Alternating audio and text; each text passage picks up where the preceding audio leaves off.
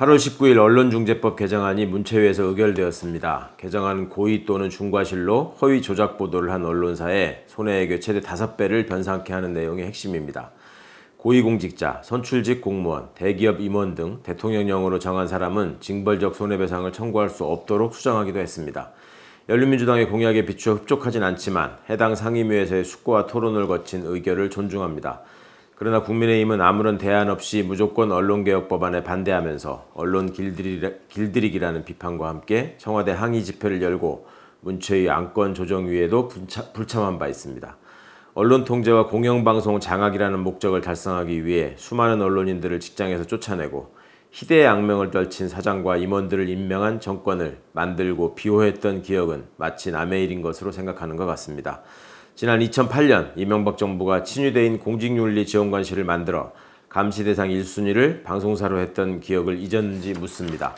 민간인 사찰의 주역들을 비호하고 피해자를 탄압하던 주역들이 언론 장악을 저지하겠다며 나선 희극의 진정성을 어떻게 인정할 수 있을지 의문입니다. 국정원이 작성한 방송 관련 블랙리스트에 오른 언론, 문화예술인들이 방송에서 배제된 것도 국민의힘이 정부를 운영하던 시절의 일입니다. 하물며 과거 검사로서의 본분을 망각한 채 언론사 사조와 잦은 대면을 하며 정치활동의 의지를 다진 윤석열 후보가 툭하면 언론을 상대로 형사소송을 남발하고도 언론 자유의 수호자인 것처럼 행세하는 것은 참으로 속아 웃을 일입니다. 2020년 영국 옥스퍼드대 부설 로이터 저널리즘 연구소 조사 결과 한국이 40개국 언론 신뢰도 가운데 21%로 최하위를 기록한 바 있습니다. 지난 1월 19일 한국기자협회와 한국인터넷신문협회가 언론윤리 현장을 제정하면서 언론의 존재 이유와 시민의 신뢰는 언론의 가장 소중한 자산임을 밝힌 기억도 아직 생생합니다. 언론과 유관단체들은 막연한 불안감을 선동하며 시민들의 질타와 그에 따른 책임을 회피할 것이 아니라 그간 언론인으로서의 사회적 책임과 사명을 다하기 위해 과연 어떤 노력을 했는지 스스로 조명해봐야 할 것입니다. 자정 기능을 상실한 언론을 방치하면 결국 피해자는 국민이 됩니다. 언론개혁은 외면할 수 없는 시대적 과제입니다. 열린민주당은 언제나 언론개혁을 위한 싸움에 선봉에 설 것입니다. 공군 내 성추행 사건이 공론화된 지 3개월도 되지 않아 또다시 군내 성추행으로 피해자가 사망하는 일이 생겼습니다. 5월 31일 공군 성추행 사건이 우리 사회에 준 충격이 가시기도 전에 거의 동일한 내용의 범행이 방치되고 피해자가 사망하는 일이 재발하여 참담한 마음을 금할 수 없습니다. 수치심에 치를 떠는 피해자가 사건이 일체 외부로 노출되지 않았으면 좋겠다는 요청을 한 것을 명분으로 사건 은폐 시도가 다시 이루어진 것입니다. 군대 내 성폭력 사건 대처 및 수사에 대한 불신은 더 이상 방치할 수 없는 상황에 이르렀습니다. 진정성이 의심되는 국방부의 후속 조치가 결코 면피성으로 그쳐서는 안 됩니다. 근본적 처방을 만드는데 누구도 미적거려서는 안 되겠습니다.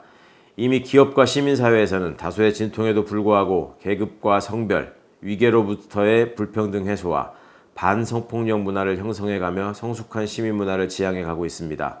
그러나 군대는 여전히 성폭력 사건 공론화를 막기 위해 위계를 이용해 조직적 은폐를 조장하고 있다는 질타를 피할 수 없습니다.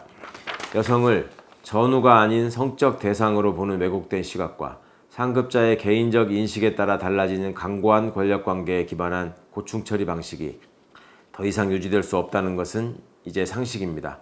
최근 발생한 군내 성추행 피해자들 모두 부사관 계급과 여성이라는 이중적 위계 속에서 홀로 고통을 감내해야 했다는 점은 특히 가슴 아픈 일입니다. 번번이 군사법제도 개혁의 발목을 잡는 국민의힘이 이제는 각성하기를 바랍니다. 이번에는 반드시 고쳐내야 하겠습니다. 법사위의 논의를 주목하고 적극적으로 참여하겠습니다. 감사합니다.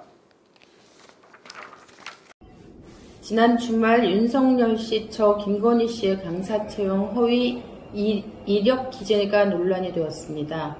김건희 씨에 대한 검증은 일국의 영부인이 될 수도 있는 사람에 대한 국민의 당연한 알 권리 보장 차원에서 반드시 필요한 일입니다. 이번 사안의 발단은 김건희 씨가 직접 작성한 허위 이력이었음에도 불구하고 윤석열 씨 측에서는 해당 언론에 오보 주장을 계속하며 법적 책임을 묻겠다는 겁박을 하고 있습니다. 잘못을 인정하고 사과하면 간단히 끝날 일을 상식적이지 않은 대응으로 스스로 키우고 있는 것이 안쓰럽고 안타까울 뿐입니다. 윤석열 캠프에 컨설팅이라도 해주고 싶은 심정입니다. 게다가 제게 국정감사도 아닌데 왜 자료 요청을 했느냐, 교육의 업무와 무슨 관계가 있느냐 하는 식의 문제제기까지 했습니다. 이를 보면서 윤석열 캠프와 캠프 관계자들의 의회 민주주의에 대한 이해의 천박함을 새삼 확인합니다. 국회의원은 한 명 한 명이 헌법기관이며 국민 생활과 관계된 모든 문제에 대해 책임을 지고 그 해결을 위해 복무해야 하는 사람입니다. 국회의원은 특정 분야나 특정 영역, 특정 지역만을 대표하는 사람이 아니고 그리 해서도 안 됩니다.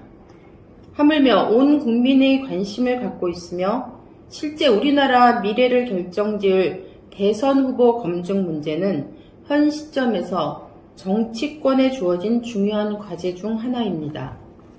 의도가 있었느냐 없었느냐가 문제의 핵심이라 우기는 것은 평생 법을 다뤄온 윤석열 씨에게는 어울리지도 않을 뿐 아니라 그리 해서도 안 될 일입니다.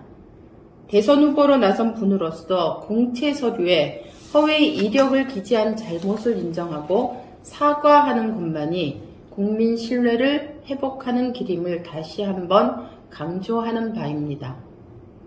8월 25일 중요한 법안들이 처리될 국회 본회의가 열립니다.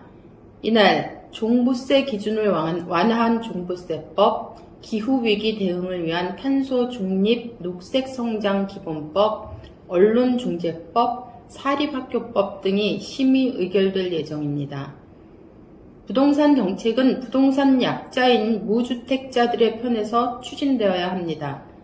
9억에서 11억으로 상향된 이번 종부세 기준 완화는 정치가 부동산값 안정은커녕 가진 자들의 이익을 지켜주는 일에만 앞장서고 있다는 선언에 다름 아닙니다.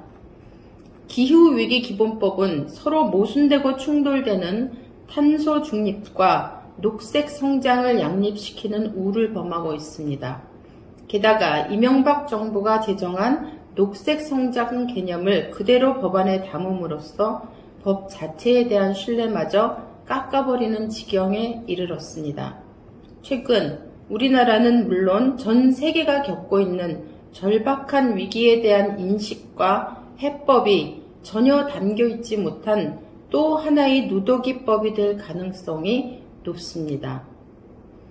우리 교육의 고질적인 문제인 사학의 공공성을 일부나마 강화시킬 수 있는 사학법 개정안도 다뤄집니다. 재단의 채용 비리를 막을 수 있는 교사 채용 필기시험의 교육청 실시, 자문기구에 머물러 있던 사립학교 학교 운영위원회의 심의기구화, 승인되었던 임원의 복귀 제한 연한 연장 등 의미 있는 진전들이 법안에 담겼습니다. 본 회의에서 잘 처리될 수 있도록 노력할 것이며 미진한 부분을 보완하여 사학이 제자리 잡을 수 있도록 전면 개정안 작업 역시 계속해 나갈 것입니다.